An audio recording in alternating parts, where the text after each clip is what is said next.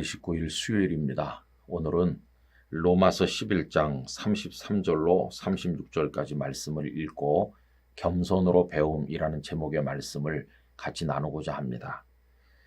깊도다 하나님의 지혜와 지식의 풍성함이요 그의 판단은 헤아리지 못할 것이며 그의 길은 찾지 못할 것이로다. 누가 주의 마음을 알았느냐? 누가 그의 모사가 되었느냐? 누가 주께 먼저 드려서 갚으심을 받겠느냐? 이는 만물이 주에게서 나오고 주로 말미암고 주에게로 돌아감이라. 그에게 영광이 세세에 있을지어다. 아멘.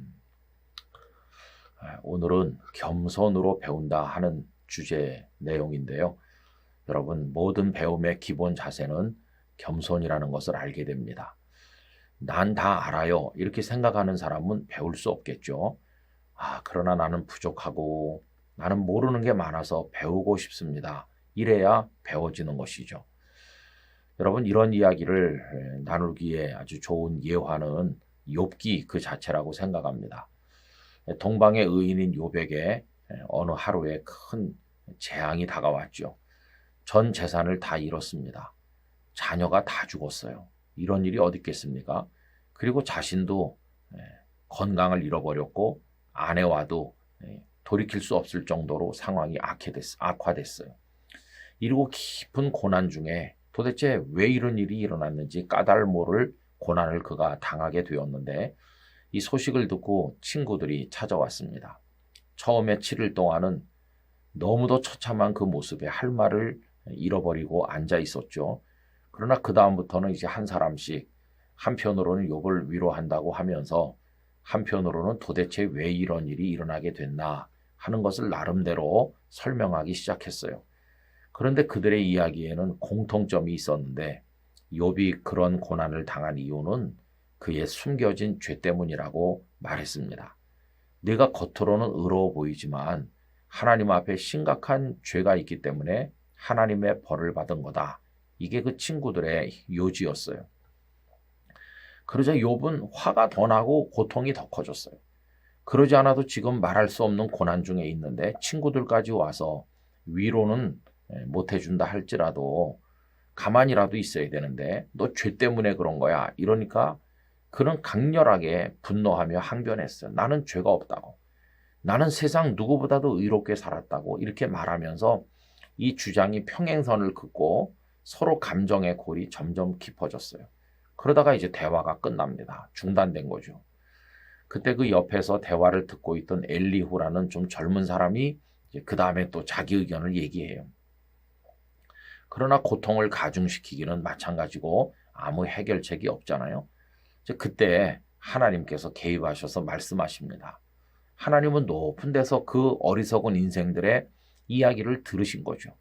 들어보니 저저마다 인생사의 모든 걸 다 꿰뚫고 있다는 듯이 인생의 고난과 인생의 모든 여정의 문제를 다 알고 있다는 듯이 떠버리는 걸 들으시면서 하나님은 웃으셨을 거예요. 그리고 하나님께서 말씀을 시작하시면서 그들의 어리석음을 지적하는 많은 질문들을 하시는 것을 볼 수가 있는데 욥기 38장 1절 이하의 몇 절을 쉬운 성경으로 제가 읽어보도록 하겠습니다.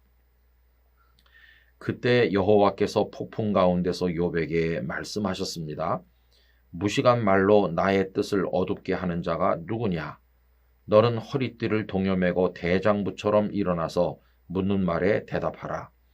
내가 땅에 기초를 세울 때 너는 도대체 어디에 있었느냐? 네가 그렇게 많이 알거든 대답하라. 누가 그 수치들을 재고 줄자를 대어 보았느냐?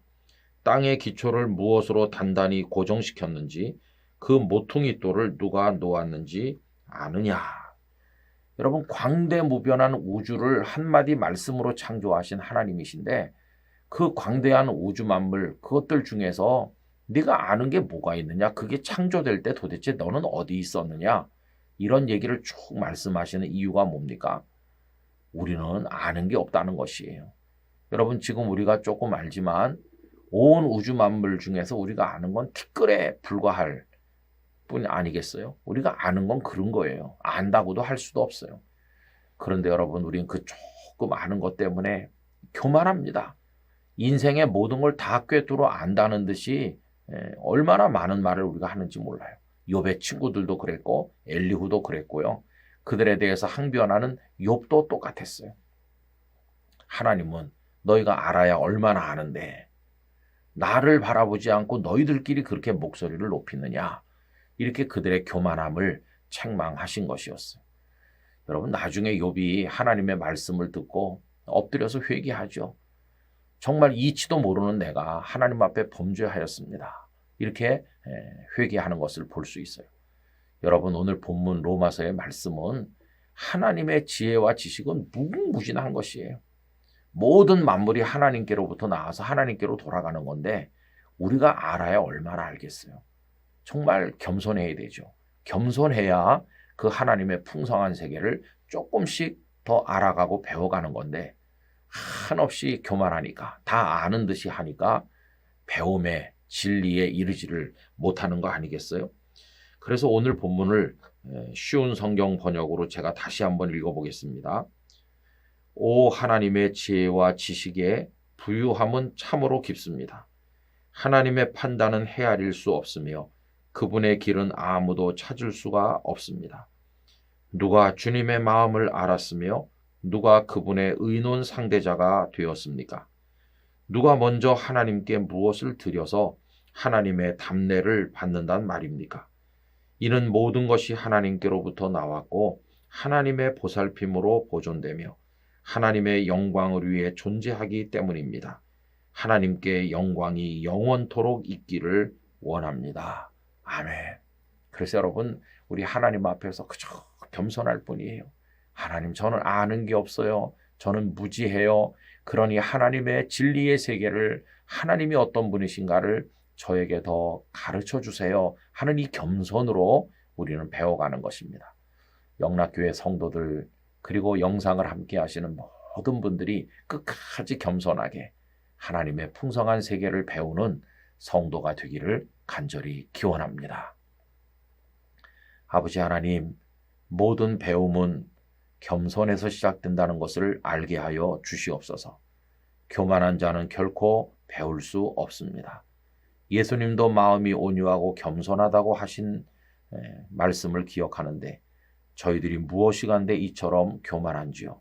저희의 교만을 깨뜨려 주시고 겸손해서 온 우주 만물의 창조주이시며 모든 것의 근원 되시는 하나님을 배워나가도록 도와주시옵소서. 예수님의 이름으로 기도하옵나이다. 아멘.